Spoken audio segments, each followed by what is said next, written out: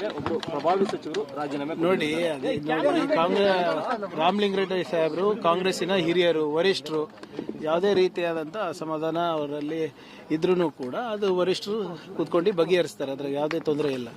ರಾಜೀನಾಮೆ ನೀಡಿಬಿಟ್ಟಿದ್ದಾರೆ sir already. ರಾಜೀನಾಮೆ ನೀಡಿದ್ದಾರೆ ಸರ್. ಏನೇ ಇದ್ರೂ ನಮ್ಮ ವರಿಷ್ಠರು ತೀರ್ಮಾನ ತಗೋತಾರೆ, ಕರೆದು ಮಾತಾಡ್ತಾರೆ. Is a very important person for the Congress.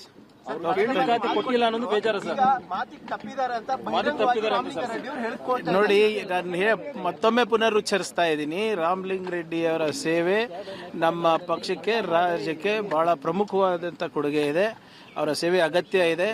ಏನೇ ಇದ್ರೂ ಕೂಡ ನಮ್ಮ ಪಕ್ಷದ ವರಿಷ್ಠರು ಅದನ್ನ ಬಗೆಹರಿಸ್ತಾರೆ. ಖಂಡಿತವಾಗಿ like I told, is very important for the party, is very important for the state. 9 ಸಾರಿ ಗೆದ್ದವರು, ಅವರ ಅನುಭವ ನಮಗೆ ಬೇಕೇ ಅಲ್ವಾ? Okay, thank you. ಮಂತ್ರಿ ಆದ 2 ದಿನಕ್ಕೆ ರಾಜೀನಾಮೆ ಕೊಡ್ತಾರೆ ಅಂತಂದ್ರೆ ಕಾಂಗ್ರೆಸ್ ನೋಡಿ, ಅದೆಲ್ಲ ಸುಮ್ಮನೆ ಬಿಜೆಪಿ ಅವರು ಹೇಳಪ್ಪ, ಏನಂತದ್ದು ಏನಿಲ್ಲ ನಮ್ಮಲ್ಲಿ. Okay, thank you. ಸಂಪುಟ ಸಹೋದ್ಯೋಗಿಯಾಗಿ ನೀವು ಏನ್ ಹೇಳಕ್ ಇಷ್ಟಪಡ್ತೀರಿ ಸರ್? ಈಗ ಮೊದಲ